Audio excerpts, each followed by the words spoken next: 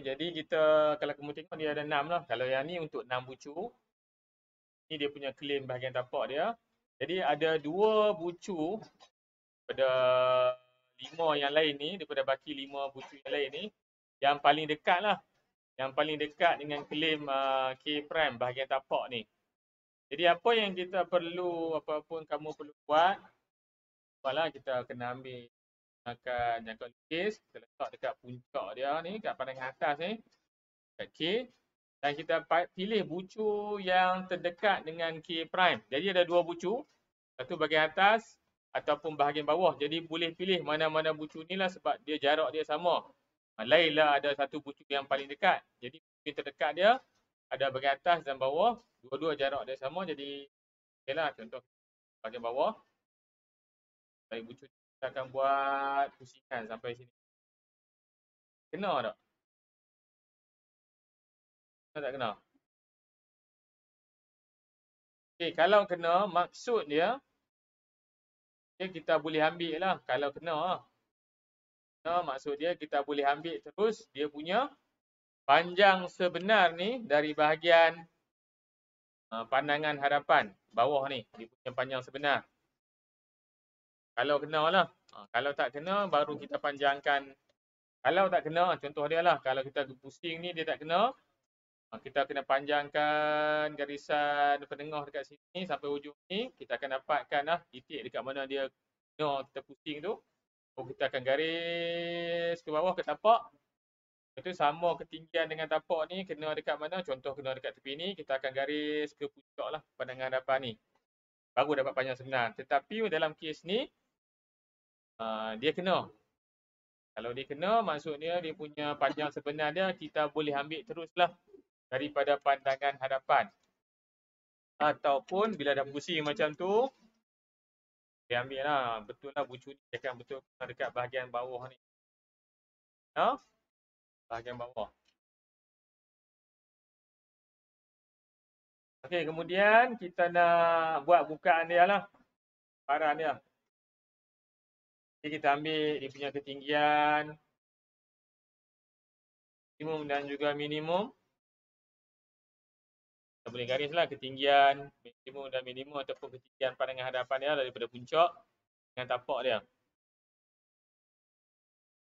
Okey, kita boleh buat garisan ni sampai ke jarak yang bersesuaian lah. Satu kalau kita nak buat rapat terus pun boleh, tetapi nanti bila kita mungkin dia akan masuk lah dalam pandangan pandangan atas. Okay, jadi yang seterusnya apa yang kita perlu buat ni lah. Kita kena pindahkan panjang ni, panjang sisi ni. Dia panjang sebenar dia sama. Okay ni. Pindahkan panjang dia ke yang kita kendaki lah. Ini dekat sini. Dekat sangat, saya nak panjangkan sikit lah. Panjangkan sikit garisan ni supaya dia tak, kita buat dia punya bukaan nanti tak termasuk dalam pandangan atas lah.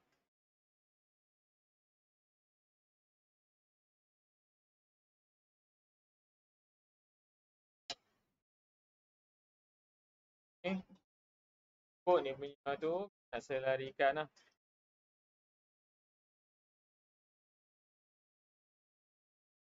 Nak. Okay lah kot. Okay. Permulaan lah. Garisan permulaan ni kita bebas lah nak buat dekat mana-mana tempat pun sebenarnya.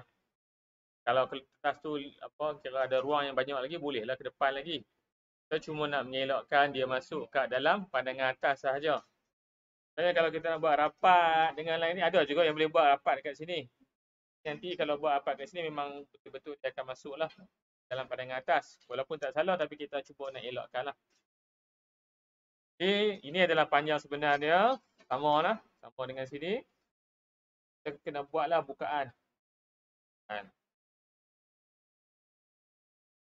Yang ni akan dia akan cari dia lah.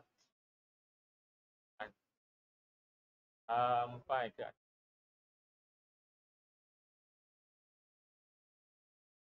Okay. Kemudian, patutnya label dulu lah. Kita akan label Okey, nak label daripada K ataupun claim dia ni boleh ikut jam, arah ikut jam boleh ataupun ikut arah lawan jam. Ikut keselesaan kamu lah nak pusing.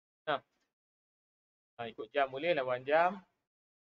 Contohnya macam misal label 1, 2, 4, 5. Okey, kita buntulah sebab dia punya apa? Saiz ni sama besar lah. Sama besar, jadi cukup kita dapat satu bukaan saja. Dapatkan bukaan lain.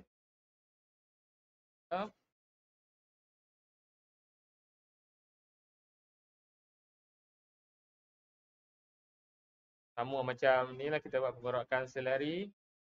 Bukaan.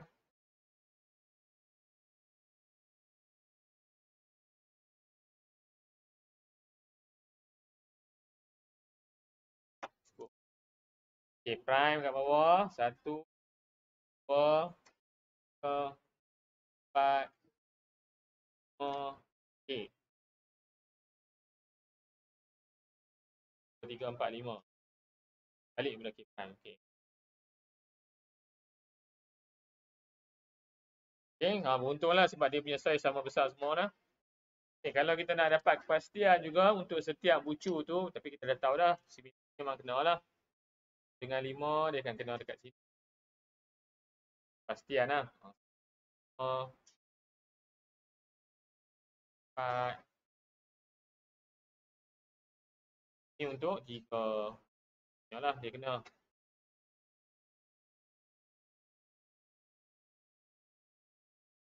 Okay, yang ni 1 dengan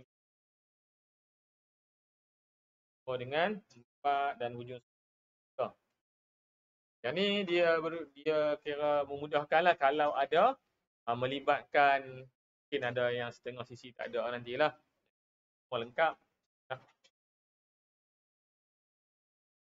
Dan kita dah buat macam tu, kita buatlah dia punya, kata apa? Garisan apa? Ke bentangan. Garisan lipatan.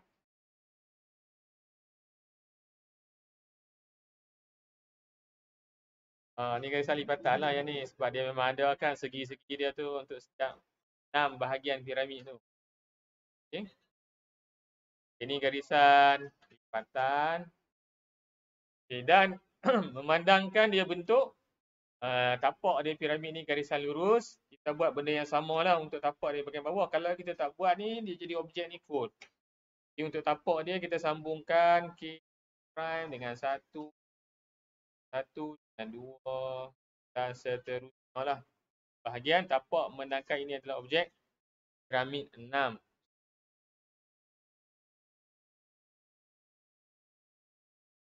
Inilah konsep untuk apa? Lukisan pengorakan jejari. Yang penting kita dapatkan dulu dia punya panjang sebenar.